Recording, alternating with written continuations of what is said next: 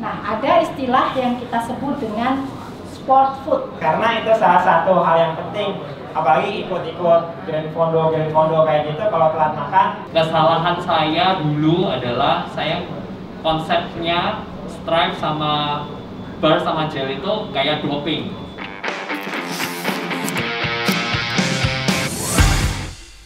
Assalamualaikum. Oke, ketemu lagi ya. Kali ini saya mau ngomongin sport food. Sebetulnya bukan saya sih yang mau ngomongin. Jadi ceritanya saya pernah ikut dinner atau acara gathering gitu, gathering gobar, kemudian di dalamnya ada pembahasan mengenai sport food.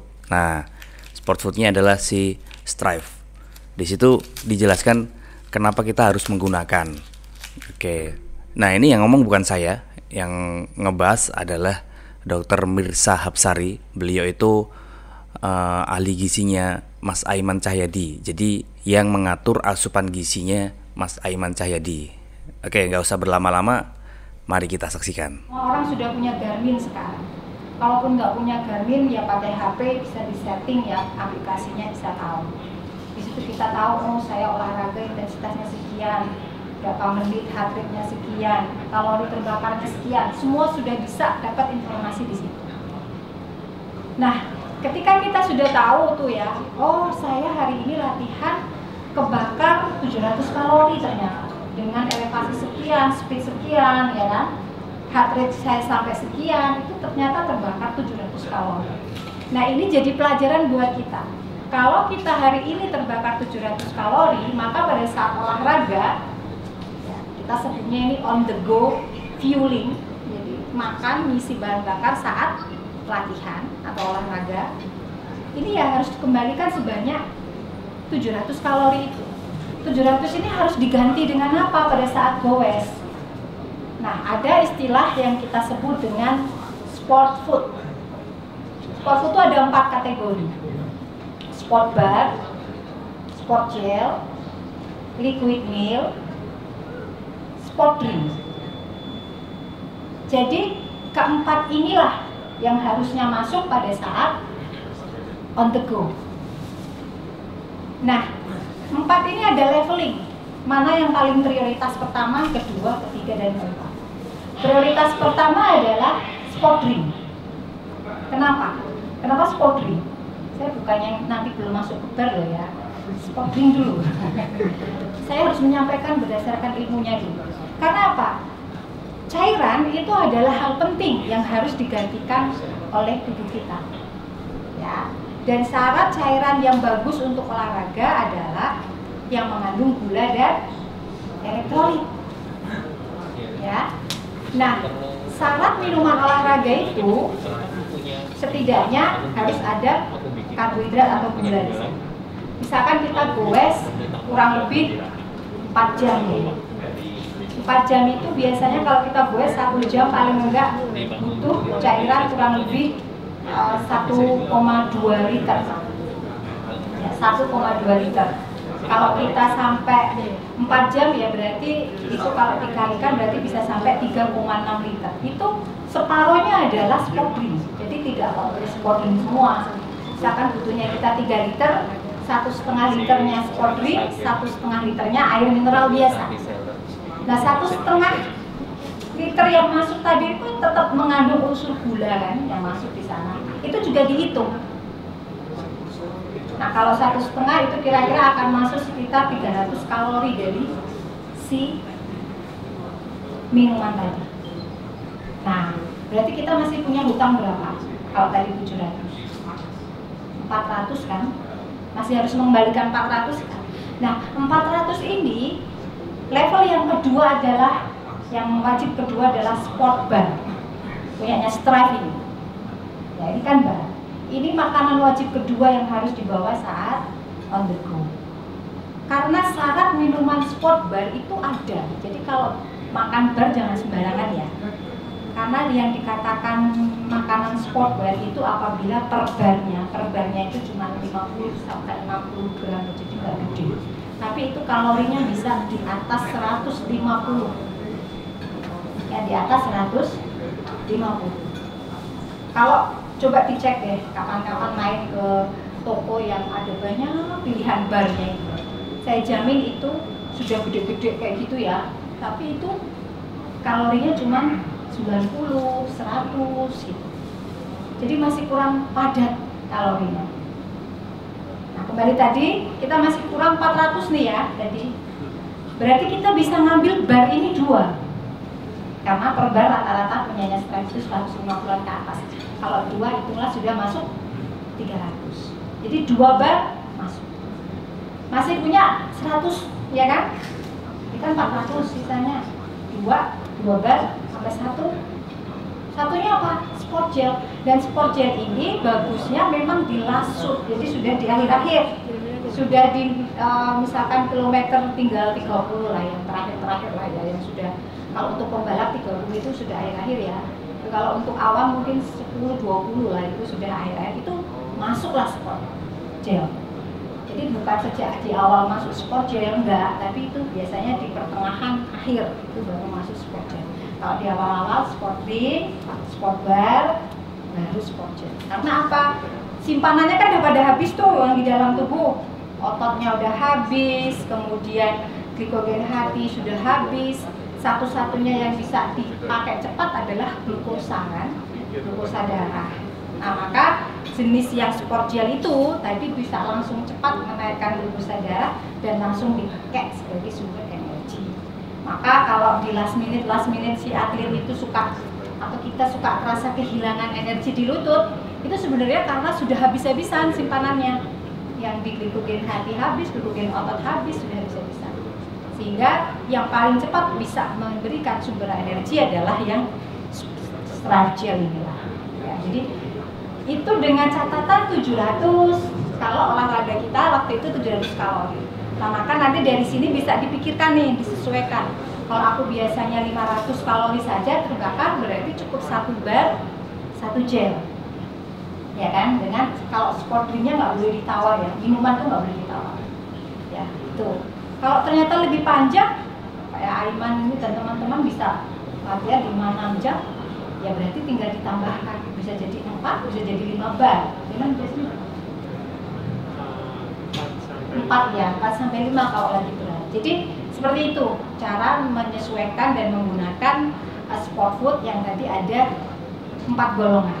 Nah, kalau kita tadi ngebahas apa itu sport food, sekarang kita mau ngomongin kapan kita makan sport food tersebut. Hari Sabtu apa hari Rabu kemarin ya? Hari Sabtu kemarin itu sekitar 170, training stress score-nya sekitar 255 di sana. Jadi pada saat selama latihan itu dari Jogja, kita bakal habis strive yang kecil itu sekitar 3, strive yang bar yang besar itu habis 2, strive gelnya hampir 6. Karena kan beberapa selama dari Jogja menuju Tawangmangu itu ada beberapa kali workout. Jadi dari Jogja sampai ke Prambanan itu cuma santai-santai. Terus ada Bukit Bintang, setelah Bukit Bintang kita kan sedikit gas-gasan tuh. Nah, habis gas-gasan itu sekitar nanjaknya 15 menitan. Jadi supaya siap lagi ketika digas sama anak-anak, sama anak-anak yang lain, aku minum stripe gel sama stripe bar yang kecil. Itu sekitar setelah 35 kilo. Setelah 35 kilo turunan, terus arah ke Semin tuh, rolling-rolling. Itu diisi lagi setelah kilometer 60-an, aku isi lagi sama stripe bar yang besar dan stripe gel lagi, karena benar-benar prepare buat nanjaknya. Jadi sebelum aku loading tenaga buat nanjak, jadi kita nggak boleh nunggu sampai perut lapar. Jadi kita harus sambil diisi di jalan. Jadi setelah kilometer 65 kita isi lagi stripe bar yang besar dan stripe gel. Jadi stripe barnya udah 2, satu yang kecil, satu yang besar, stripe gelnya udah 2. Nah, masuk flat di daerah apa ya? Ada yang apa? Habis Semin itu namanya apa ya? Sukoharjo. Nah, Sukoharjo. Nah, di situ diisi sport drink sama stripe gel lagi pas datang, sama isi stripe bar lagi yang besar. Jadi udah hampir 3, 2 yang besar, 1 yang kecil tuh. Nah, udah mulai masuk ke apa namanya? Sini Karanganyar, belok kanan itu yang ada samping Sungai Bengawan Solo ya. Di situ, nah di situ kan udah mulai merembet tuh panjang. Nah itu udah benar-benar diisi sama stripe gel terus tuh dari bawah. Jadi kalau, oh iya satu lagi, kalau habis makan stripe jangan dibuang sembarangan. Kalau di bawah jok bisa diselipin, masa dimasukin saku. Nah. Jadi prepare untuk timing makan stripe gel itu setiap 30 kilo atau setiap 30 menit atau setiap 45 menit. Nah itu menjadi salah satu kunci. Jadi kalau misalnya kita lupa makan, kadang-kadang ada yang pernah ngalamin ngobong apa? Bongking ya, atau tahu-tahu lemes. Nah itu biasanya kita telat makan. Jadi kalau misalnya di aplikasi Garmin itu sendiri ada reminder buat kita buat makan. Karena kalau kita udah maksa fokus buat nempel temen tuh, kadang-kadang udah lupa kita mau makan atau apa kita mau minum. Jadi ada reminder, bisa pakai aplikasi itu, atau kita bisa tulis tuh catatan, jangan lupa makan deh pakai selasi kertas, karena itu salah satu hal yang penting. Apalagi ikut-ikut Grand Fondo kayak gitu, kalau telat makan, pertama kram, kedua kelaparan. Jadi kalau udah kram sama kelaparan tuh kita nggak bisa ngapa-ngapain, ya udah berhenti dulu istirahat, baru jalan lagi. Nah, untuk cerita arah ke Tawangmangu lagi yang kemarin, sebelum pasar itu kita hampir habis 4 stripe gel. Ternyata makan stripe ini juga bisa salah, cuy. Juga bisa salah. Ini seperti yang dialami oleh si Koyoyo. Pengalaman saya pribadi, balance stripe itu sangat-sangat membantu. Seperti yang di sharingan sama Mas Aiman tadi itu saya rasakan juga. Kesalahan saya dulu adalah saya konsepnya stripe sama bar sama gel itu kayak doping. Itu kesalahan konsep saya dulu. Jadi saya tidak membiasakan pada saat latihan. Saya merasa kalau pas lomba aja deh baru tak makan gitu. Jadi saya merasa dapat tambahan power misalnya, kayak gitu konsep awalnya saya ini. Tapi setelah Cialan juga ngajak untuk sharing bersama nutrisionis dari Stripe, terus Bu Mirsa juga tadi barusan sharing, semakin meyakinkan saya bahwa Stripe itu seperti yang Mas Aiman bilang harus disesuaikan sama tubuh. Memang harus rutin dikonsumsi dari setiap kita latihan. Ya memang sih, tadi saya juga bilang sama Cialan, mungkin bagi kita pemhobi ada hitungan ekonominya. Kalau atlet kan kita memang harus support gitu, karena atlet memang kerjaannya harus mendapatkan prestasi di cycling khususnya bola. Tapi kalau kita pemhobi, apalagi kalau kita cuman ya goesnya asal-asalan misalnya ya, pokoknya sekadar mau cari kurus, apakah penting untuk kita mengkonsumsi Stripe setiap nyepeda? Saya pribadi sih merasa tergantung goesnya. Kalau kita semua goes biasa-biasanya itu cuman 50 kilo atau 60 kilo udah sampai rumah, dan itu konteksnya di Solo yang setengah nanjak setengah turun, berarti kan kita cuma 25 kilo istilahnya ya. Pisang godok cukup lah ya. Ya benar ya Bu ya. Tapi balik lagi, kalau kita passionnya ada di cycling dan kita memang mau cari kurus dan rutenya 100 kilo misalnya, ke Jogja itu sudah 120 pp dan itu flat kan, berarti effortnya pergi juga pulang juga harus pakai Stripe. Kalau nggak mau pit stop, misalnya di Klaten makan soto, terus di Jogja makan sate, pais. Kalau kita mau non-stop, kayak tadi Mas Aiman sharing 160 kilo ya, sampai Cemoro Sewu. Itu tadi yang di-sharing bukan Tawangmangu loh. Cemoro Sewu itu. 2.800 sekian total elevasinya. Nah, kalorinya tadi saya lihat di berapa? 4.200.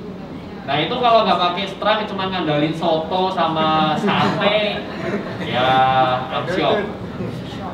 Untung ada Strive. Jadi saya berterima kasih Koido, Pak Mul, Jelen sudah memperhatikan kebutuhan khususnya cyclist. Meskipun ini juga cocok untuk olahraga yang lain, tapi karena kita ini semua cyclist, terima kasih untuk para founder Strive yang sudah menciptakan, dan kita nggak perlu makan makanan impor, ya kan? Ada di sini, harga juga sangat terjangkau. Sebenarnya kalau Bapak Ibu sekalian tahu harga yang makanan-makanan impor, power bar, power gel, bahkan power drink yang impor, ya saya harap nanti power drinknya dari sana juga ada ya. Nah, itu lipat 3 harganya, lipat 4. Nah, bayangkan dengan hasil yang sama, tapi kita bisa ngirit 4 kali, kan? Itu sekali lagi terima kasih. Dan terakhir, Strive itu bagi saya ini bukan jualan. Tapi kalau Bapak Ibu butuh Strive dari saya.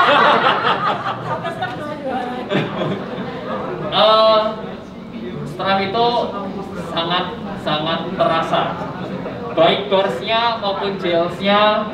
Saya merasa cocok.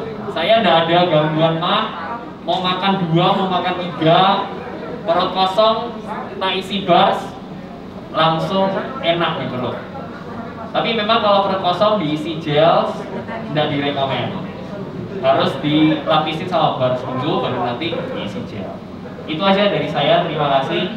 Semoga bermanfaat dan membantu. Terima kasih Om Joyo yang udah asing lagi. Oke, segitu ya. Jadi ini daripada saya simpen di hard disk. Nah, saya pikir lebih baik saya sampaikan, saya sharing ke teman-teman. Semoga bermanfaat. Sampai di sini dulu. Sampai ketemu di video selanjutnya. Wassalamualaikum.